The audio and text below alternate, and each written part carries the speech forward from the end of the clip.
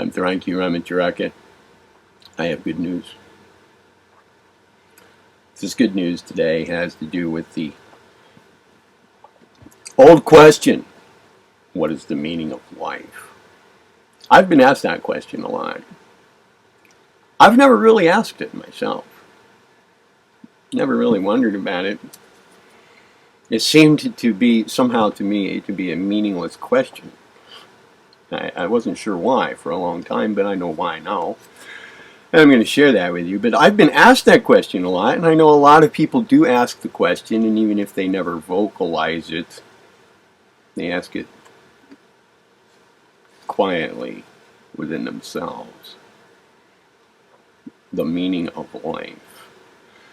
Well, look, I'm going to be strictly philosophical here in an analytic manner to get to the point. Meaning.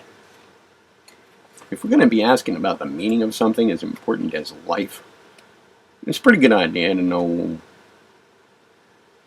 what the word meaning means. The word meaning means that to which something refers, or what something denotes. Now, words have meanings, right? Whatever a word indicates or points to or is a symbol for, what it denotes, what it refers to, that's its meaning. Phrases, propositions, statements, symbols that refer to things, that point to something else, those things have meanings. The thing that's being pointed to or referred to or denoted, unless it's another word or phrase or symbol of some sort, then that thing in itself has no meaning, just by definition of the word meaning. For example, excuse me,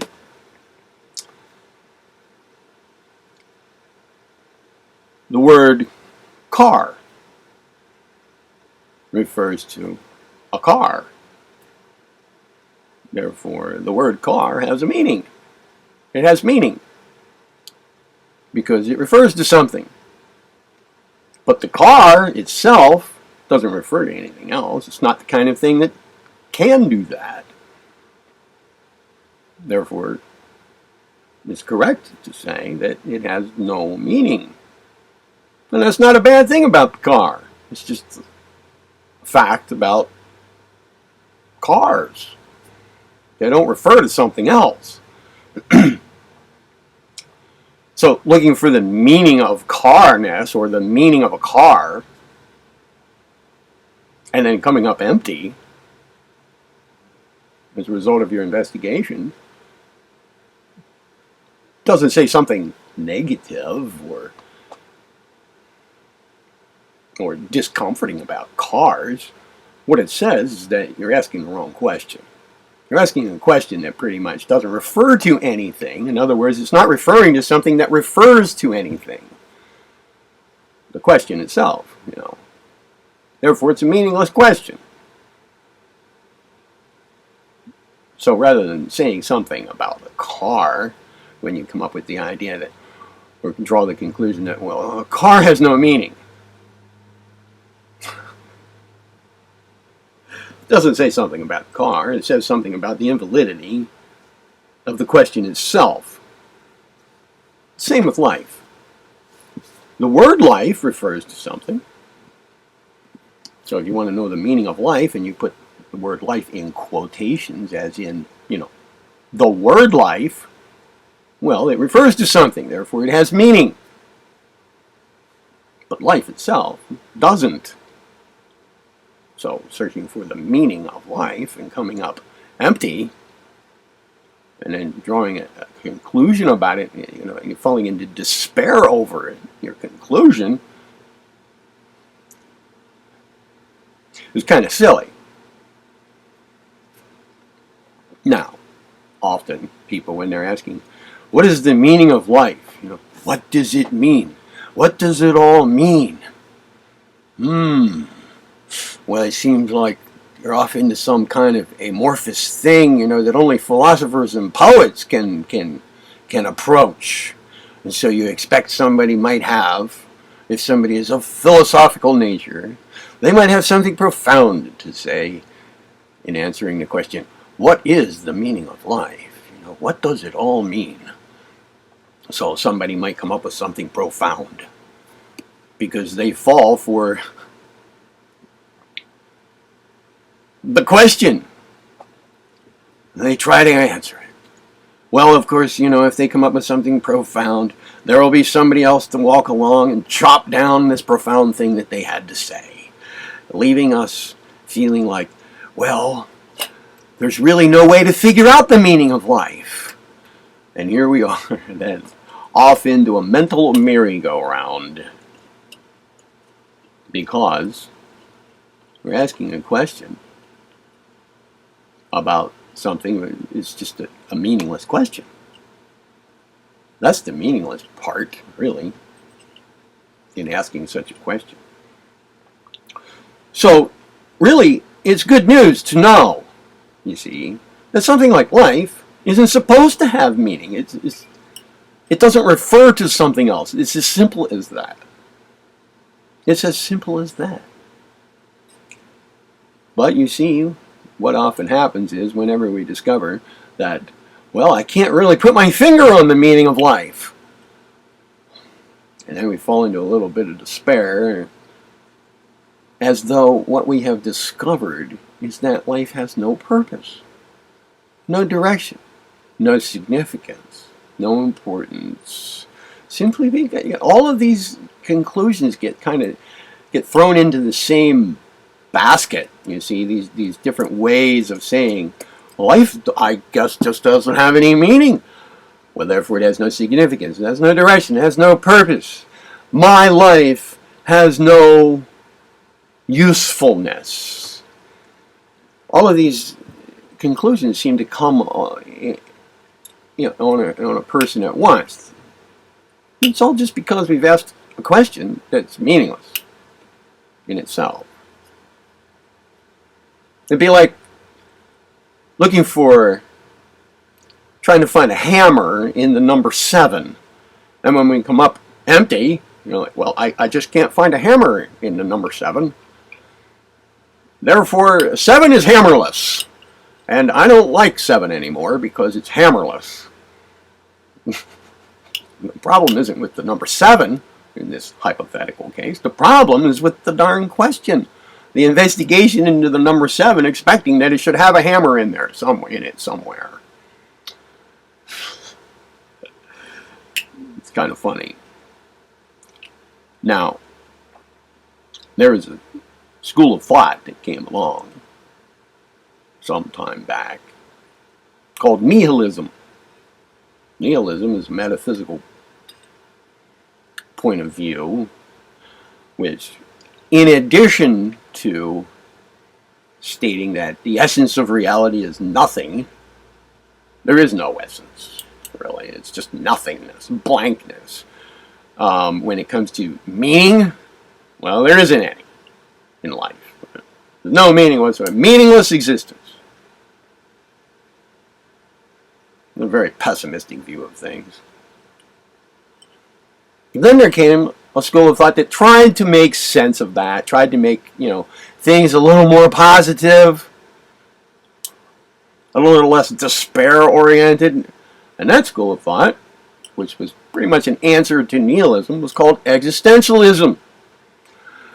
Now, existentialism could not prove, say, that, after the destructive, deconstructive nature of nihilism, which was pretty well wiped out the idea of any purpose in anything, kind of because of a confusion, a conflation of the ideas of meaning and purpose. Well, existentialism couldn't really repair the damage. They did the best they could, though. They said, okay, yeah, life in itself has no meaning, but we, people, create our own meaning. So it's up to each one of us to kind of like contrive a meaning, but it's just a contrivance, to make us feel good. Well, existentialism, at the bottom of it, just cursory view of it, what its actual statement was, as an answer to nihilism. It was kind of pointless because nihilism didn't deserve a response in the first place. So this answer that existentialism came up with, kind of, I don't know, I think it's okay to just kind of ignore it because it was an answer to something that didn't deserve an answer. So once again, what is the meaning of life? There's no answer for that, really, because life isn't the kind of thing that has meaning. It doesn't refer to something else. That's as simple. It's as simple as that. Now, if what we're really looking for, when we ask, what is the meaning of life? If what we're really looking for is, what is life up to? What's it doing? Where's it going? What kind of purpose is there in it? What's it doing? Where's it going? Well, the answer to that is all around us. If we get caught up in a mind game looking for the meaning of life, around and around and around and around, expecting some kind of profound answer and then shooting down any answer we come up with, all because, once again, we're looking for the answer to something that just is not even a valid question in the first place. Well, if we're caught up in that kind of thing, we're very likely to very easily miss the purpose, the direction of life itself, which is all around us. It's within us. It's without us. It's all over the place.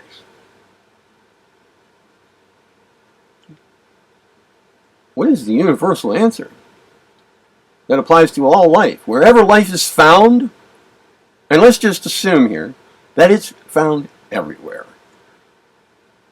That at least at the rudimentary level of all things, there's life. There's life in let's say, atomic structures, life in the cosmos, the life principle in all things. What is it doing? What is it pushing toward?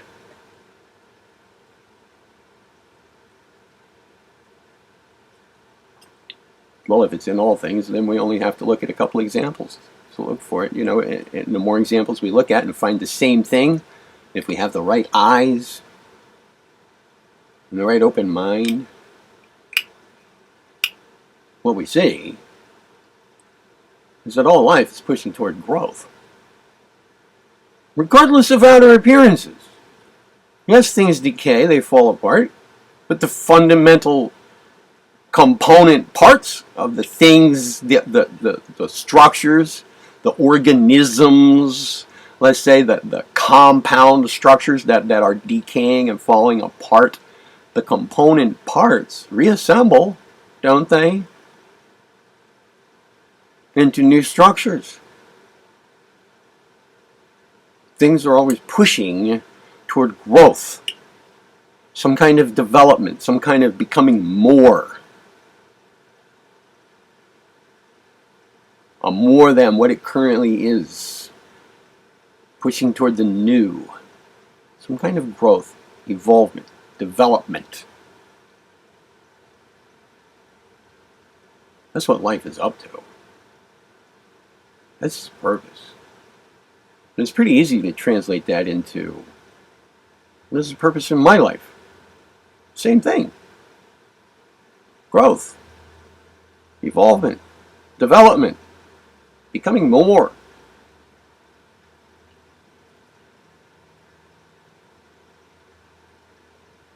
I suggest that the ultimate growth, ultimate development, the ultimate evolvement for human life, any given person, is the movement toward true selfhood.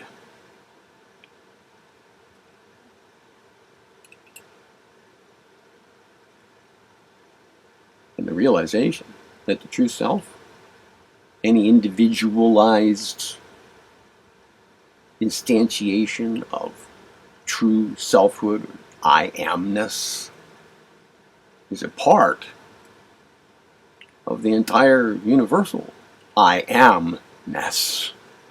Life principle is self.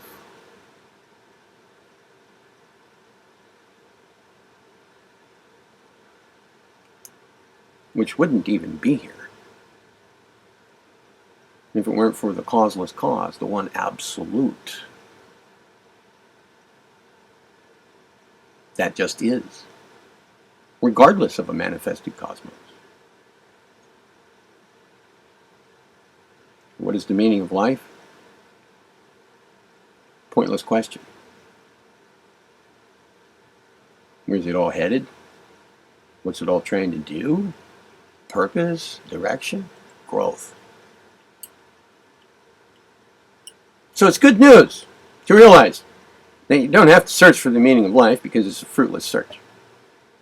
So you can stop that. And it's also good news to know that there is purpose.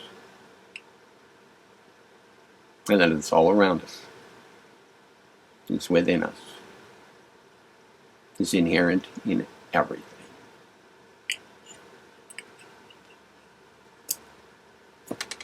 Be well.